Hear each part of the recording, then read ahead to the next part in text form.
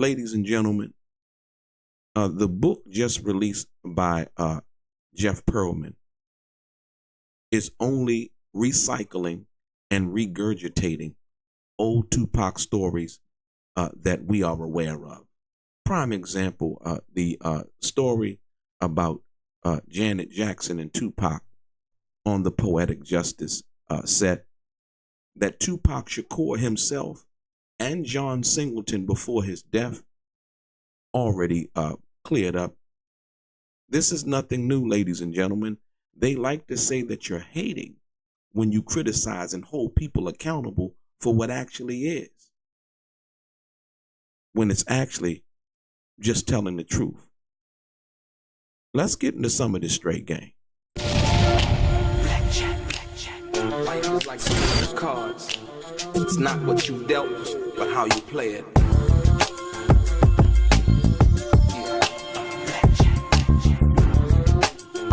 Play each situation correctly. I remember they used to laugh at a brother.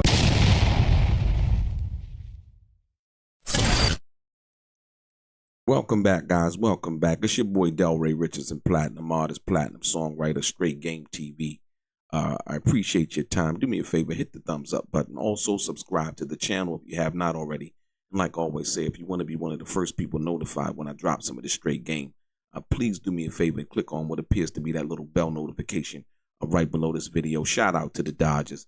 They pulled it off in game 2. A shout out to Mookie Betts, the autograph. You see the autograph Mookie Betts with the 5-0 jersey. Like I said, Mookie Betts is going down as one of the greatest that ever played the game. Like I said, I call him Mr. Hitter. Let's go. Ladies and gentlemen, I recently made a comment in regards to Jeff Pearlman, a new book, and him claiming to have discovered an undisclosed grave of Tupac Shakur's, ladies and gentlemen. Mr. Pearlman then went on his Instagram and spoke my name in a profanity, a lace rant, calling or attempting to call me out. Ladies and gentlemen, let's be clear. Jeff Pearlman wanted to interview me for his book because he knew the stories that I was telling in my experience with Tupac Shakur were substantial, were truthful, right? And he needed that content for his book. Now, I had spoke about these stories on the Art of Dialogue. You can go and check them out, which proves my point. He wanted to put in his book my stories that I had already spoke on in regards to Faith Evans, Tupac, hanging out with Tupac in various situations that I had hung out with Tupac in, right? So basically, he wanted to regurgitate my story in his book, or my stories in his book. And I kindly refuse to do that, ladies and gentlemen. But if that wasn't enough, because people like to listen to what they like to listen to, I call it cognitive dissonance. They like to listen to what they like to listen to and ignore what they want to ignore. But today I'm going to show you that that's all that has been done with this recent book, since Mr. Pearlman wanted to call me out and basically said, use the word that's buffoonery. He called me stupid and all of these other little names that he called me. And like I said, I'm going to keep it classy. You know what I mean? Like Freddie Blassie. And I'm going to do it like this. Ladies and gentlemen, the story, and I'm going to give you what he's done, attempted to do, like I said, once again, in trying to say that he discovered an undisclosed grave. The reason why nobody knew about it, the people who knew about the tombstone that Afeni put down at her childhood home in Lumberton, North Carolina, the reason why the people that knew about it and the public didn't, right? Because Afeni Shakur didn't want the public to know about it. You get it? And else everybody would have known. That's why they put the statue down in Stone Mountain, Georgia, with the cross, with the bronze statue of Tupac and all of those things. That was something that the public could come and visit. as Tupac's ashes were also spread there. But Jeff Pearlman decided to go down to Afeni's childhood home and basically take a picture of the tombstone that Afeni put in the back of the house, right, where she grew up. And so Jeff Pearlman decided to use that as a catalyst to sell his book. It wasn't nothing he discovered. It was already there. He took a picture of it and decided to exploit it in his book, ladies and gentlemen. Afeni Shakur didn't want everybody to know about that. The people that knew about that. And wanted the people that wanted to go there, and whether they wanted to lay flowers on it, during certain parts of the year or whatever have you, like I said, they could do that. That wasn't for everybody. But now that Jeff Pearlman wanted to exploit it in his book, the whole world knows, and now they're looking it up and all of these other things. Most people don't understand that. But let me show you what's really going on here in the regurgitation of old stories that we already know about, that Tupac and John Singleton both spoke on, ladies and gentlemen. And so this was a story that has just been written in regards to this book. And let me give you my reiteration of what that is and show you what's actually going on here, ladies and gentlemen. This is not about anything new about Tupac. This is, and the book is titled The Many Lives of Tupac. Tupac only lived one life, right? You understand what I'm saying? Different situations in life, but not more than one life. Once again, let me give you this, and I want you to follow along with me carefully, because like I said, I don't mean to be facetious or disrespectful. I'm just being on point. And I'm going to give you some of this straight game. Check this out. So, ladies and gentlemen, Jeff Pearlman basically recycles the old Poetic Justice rumor that was already debunked by Tupac Shakur and John Singleton, ladies and gentlemen. I need you to pay attention, right? Like I said, peace and blessings to everybody coming to the channel. Like I say, your boy Delray, platinum artist, platinum songwriter, Straight Game TV. We deal with nothing but facts over here, not fiction, right? And receipts and not rumors. Now let's get right into it, because this one right here, ladies and gentlemen, is a prime example of what happens when writers like Jeff Pearlman run out of originality and decide to repackage old debunked stories for clicks and book sales, ladies and gentlemen. I need you to understand that, right? Like I said, once again, he's back with another so-called exclusive, a recycled version of the Janet Jackson, a Tupac situation that happened, the AIDS test rumor, right? From Poetic Justice. Something that's already been cleared up years ago by both Tupac himself and the late John Singleton. May they both rest in peace.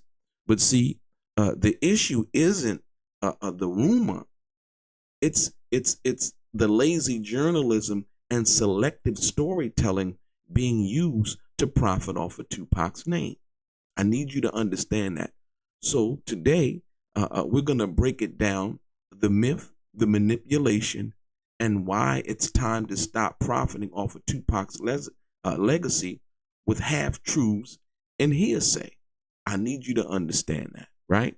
Let's hear me out. Like I said, the news story that's old news is what I like to call it, right? The news story that's old news. So let's start with what Jeff Pearlman's trying to sell. In his new book, Only God Can Judge Me, The Many Lives of Tupac Shakur, he repeats a story that has been floating around Hollywood for decades. The Janet Jackson supposedly wanted Tupac to take a test before filming their kiss in Poetic Justice, ladies and gentlemen. Janet Jackson has actually spoke on this too, and Janet Jackson basically denied it. So we not only heard it from Tupac and John Singleton, but also Janet Jackson, right? Now, for this, Jeff Pearlman cites a producer, Steve Nicolaides, right? Now, I don't doubt Mr. Nicolaides, his him saying what he said. But like I said, for me, the two people that were intimately involved in this, or should I say the three, Janet Jackson, Tupac, and John Singleton, like I said, they've already spoke on it publicly. So this was a whole nothing burger, if you want to be perfectly honest, right? So now, that say who basically Steve Nicolaides basically said, this is who Jeff Pearlman is quoting. He said supposedly said that Janet was uncomfortable and wanted proof a Tupac was basically clean, if you will, right? But listen, but here's where it gets weak. This is the same exact story that's been public since the mid-90s, ladies and gentlemen. The mid-90s. The same one Tupac himself addressed on record saying, if we were going to make love, I would take 4 tests, right? But if we're just acting like every other actor does, I'm not taking one, right? Tupac said that out of his mouth on camera, ladies and gentlemen. He cleared that up 30 years ago. 30 years ago. And more importantly, John Singleton, who directed Poetic Justice, went on Drink Champs in 2017 and straight up admitted that was a joke. We used it for publicity, ladies and gentlemen. John Singleton got to it. He said basically that was a joke. We used it for publicity. So now, this new story that's coming out, this is from, listen to me, y'all. You got to understand something. Tupac basically said, and he basically said that, you know, if he was going to, you know, make love to Janet Jackson, he would take 4 tests. But if he was just acting like every other actor does, he not taking one, right? 30 years ago, he cleared that up. And more importantly, John Singleton, Drink Champs 2017, basically admitted that was a joke. We used it for publicity, right? So now, so my question is, why is Jeff Pearlman, a supposed journalist, selling it like it's new? And saying he talked to 600 people in regards to Tupac's life. Tupac was 25 years old. I don't think he probably, other I'm talking about, that could really adequately give you information about his life. I don't think he probably even knew 600 people that knew him intimately like that from that perspective, right? But let Jeff Pearlman tell it. We gonna let him tell it, but we know what's being done here, right? This is a story from the early 90s. The producer of the movie, Tupac, talked about it. Janet Jackson talked about it. I believe Janet Jackson actually talked about it with Big Boy. He's a radio VJ out here in California, ladies and gentlemen. Janet Jackson spoke. Big Boy had asked him about that, right? And Janet Jackson basically denied it, ladies and gentlemen. So look, let's give credit where credit is due, ladies and gentlemen. John Singleton already set the record straight. Listen, check it out now. John Single, rest in peace, took full responsibility for the story. He literally said that was a joke we came up with on set and we put it out for publicity. John Singleton was clear on Drink Champs. He said Pac and Janet Jackson were cool, that Pac was flirting with her, he was young and full of energy, and that the joke spun out of control when it hit the tabloids, ladies and gentlemen. So, but Jeff Pearlman is basically saying he's trying to describe Tupac's and Janet Jackson's relationship as being rocky in this new book. John Singleton is basically saying, no, what did he say? He said Pac and Janet were cool. That Pac was flirting with her. He was young and full of energy, and the joke was spun out of control when it hit the tabloids.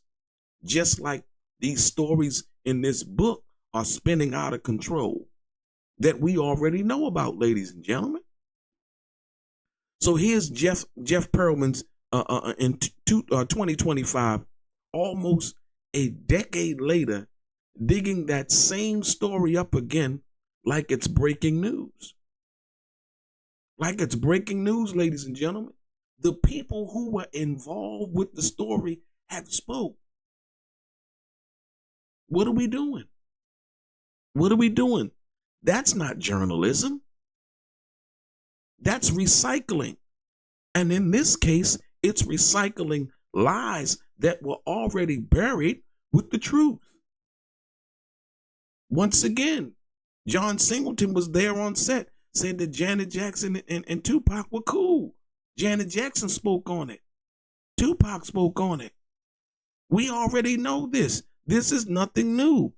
What makes it worse is how Pearlman frames Pac as weird, sexual, and attention-seeking, ladies and gentlemen. Once again, listen. What makes it worse is how Pearlman frames Tupac, y'all, as weird, sexual, and attention-seeking. That's coded language used to dehumanize a confident, expressive black man in Hollywood who dared to stand tall in his identity, ladies and gentlemen. Jeff Pearlman never knew Tupac. I want you to get clarification from me in what I'm trying to explain to you, because people have a tendency to try to make it look like it's hate. I'm talking about facts, and try to play victim, right? And pander to their audience or to the people who basically support them no matter what. See, when you dealing with somebody like Tupac Shakur, once again, Tupac lived this life. He died at 25, I'm sorry. He died at 25. So we have to understand he lived his life publicly. All of this is already out there, right? But the thing that, like I said, once again, what makes it worse is how Pearlman frames Tupac as weird, sexual, and attention-seeking. That's coded language, ladies and gentlemen, used to dehumanize a confident, expressive black man in Hollywood who dared to stand tall in his identity. Tupac has a bunch of interviews out here, and this one in particular, he spoke on it, right? Ladies and gentlemen, it's nothing but sensationalism, plain and simple. It's plain and simple. I need you to understand that, right? Right? Listen, the media's obsession with Pac's controversies. You understand what I'm saying? Check this out. This right here is part of a bigger issue, ladies and gentlemen. The constant obsession with Pac's controversy over his contributions. I'm going to say it again. I'm going to say it one more time. This is part of a bigger issue. The constant obsession with Tupac's controversy over his contributions, right? Writers like Jeff Pearlman love to highlight the wild Pac, right? The problematic Pac, but they'll never lead with the revolutionary, the poet, the brother who was reading Machiavelli and Malcolm X on his downtime, right? You know, and if they do speak of it, it's really not genuine. You know what I mean? Like I said, once again, it's part of a thing to say something that somebody was, well, you know, Pac was doing his thing. You know, he was more of a poet. I seen him as more. We know who Tupac was. We don't need Jeff Pearlman to tell us. Tupac told us. Once again, like I said, Tupac told us who he was. Check this out. Listen, they'll never talk about the message in his music, only the myth in the media. Every few years, somebody tries to cash in by recycling a rumor. But what they don't realize is real fans, and real historians already have the facts. So like I said, it's a nothing burger. Tupac told his story himself in interviews, on stage, in his music. We don't need outsiders with secondhand gossip trying to rewrite it. It's point blank, period. This is one of the powerful examples that I'm trying to explain to you of what's going on. Like I said, you could take it or leave it. right? You could take it or leave it. Jeff Pearlman did not know Tupac Shakur. Like I said, he said he interviewed 600 people, but as this story that is supposedly in his book, right? It's regurgitated.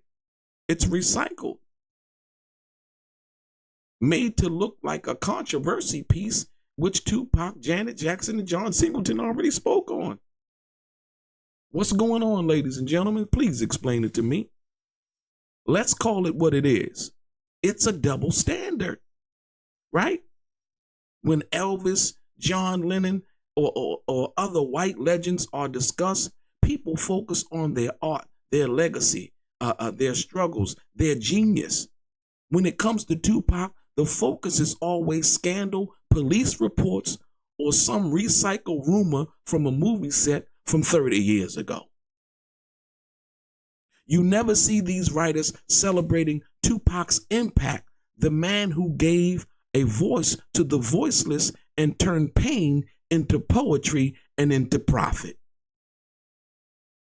You understand what I'm saying? They'll dig up a rumor from 1983, but they won't mention Dear Mama being inducted into the Library of Congress or changes being quoted by the Pope.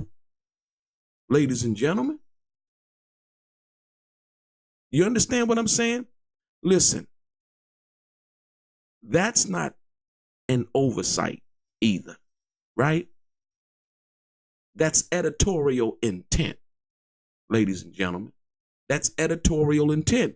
And Jeff Pearlman's book fits the same pattern, selling controversy because truth doesn't trend as or should I say, selling the controversy because truth doesn't trend as fast as gossip does. You get it? That's the reason for the story in regards to the R-word situation that never was any kind of charge or even investigated involving Tupac Shakur. That's the him claiming to have discovered and this is real media reports and headlines, him having to discover an undisclosed grave site for Tupac. No, it was always there, ladies and gentlemen. He just didn't know about it. And when he found out, he's now claiming that he discovered it. Please understand the context of what I'm saying. That's the headline. That's the headline, right? And so, like I said, with this story here, as I'm reading it to you, I'm telling you what Tupac said, what John Singleton said, right? Where Janet Jackson addressed this whole situation. So why is it in a book? Why is 30 years ago, early 90s information in a book being presented as new information, or better yet, the many lives of Tupac Shakur in regards to a situation that has already been explained by the people who actually lived it, right? Right? So once again, like I said, it's selling controversy because, like I said, the truth doesn't trend as fast as gossip. It just doesn't. Like I said, so ladies and gentlemen, here's the bottom line, family. We already know this story. Tupac and John Singleton already addressed it. So what Jeff Pearlman is doing isn't reporting, it's recycling, ladies and gentlemen. It's simply recycling. And worse, it's recycling in a way that once again turns Pac's humanity into Hollywood clickbait. Tupac was more than a rumor. He was a voice, a movement, a mind ahead of his time, ladies and gentlemen. Once again, I sat down and talked with the brother. You understand what I'm saying? I hung out with the brother. You know what I'm saying? Like I said, I wasn't one of the outlaws, didn't want to be.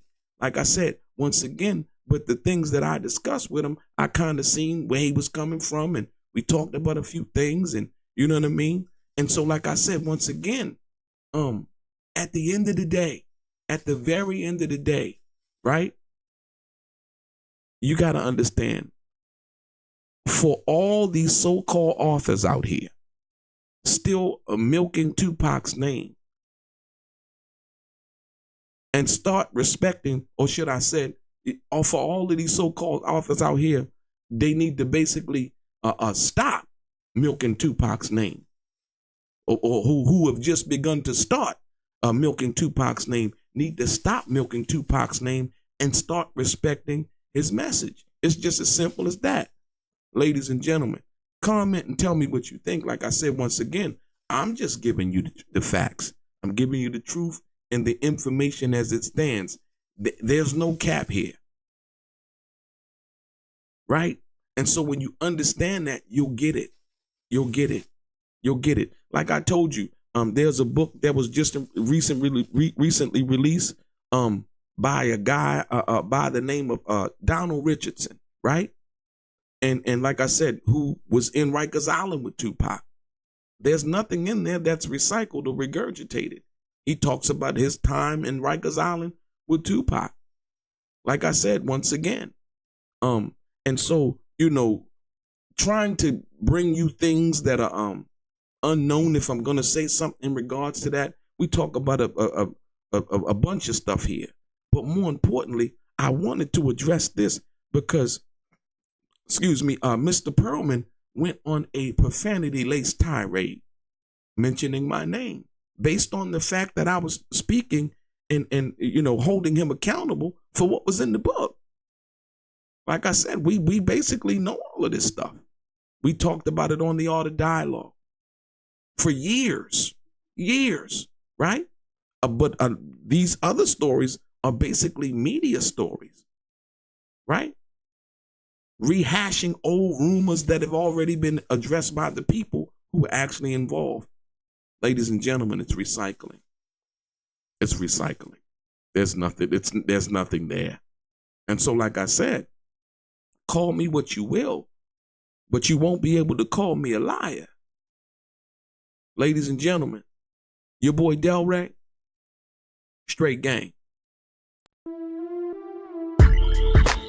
They said Tupac was untouchable, but behind the walls of Rikers Island, he was just a man, wounded, watching his back, and wondering who he could trust. He survived bullets, betrayal, and isolation behind bars. But what happened inside those walls has never been told until now. In the darkest corner of Rikers, he found betrayal and a brotherhood no one saw coming. These dudes smiled in my face, then flipped and tried to kill me, and I never saw it coming. They were Puff's security, Biggie's muscle, Henchman's people, and Tupac knew exactly who sent them. This is the side of Tupac Shakur the world never got to see, told by the man who lived it with him, not in the studio, but in a 6x9 cell.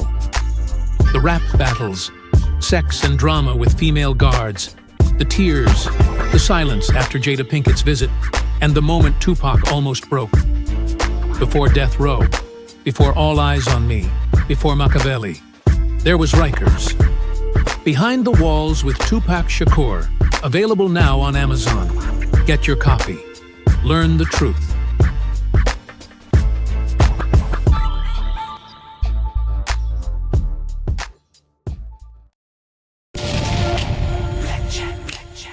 Life is like some cards. It's not what you dealt, but how you play it.